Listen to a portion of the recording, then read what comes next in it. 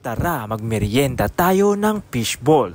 Bago yan, gawa muna tayo ng manon sauce. 8 kutsarang toyo yan. Then maglagay tayo ng 5 kutsarang asukal. Then paminta. Tapos lagyan natin 2 basong tubig. Lagay na rin natin sibuyas, bawang at sili. Ilagay na rin natin 2 kutsarang cornstarch at 2 kutsarang harina.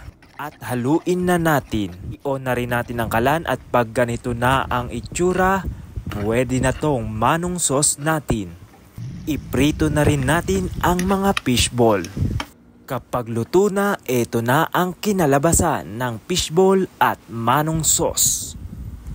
Then merienda na tayo, kain na tayo ng fishball plus manong sauce, suka at pipino. Ang sarap paghaluin ng manong sauce plus suka plus pipino. Kayo ba, pinaghahalo nyo rin to?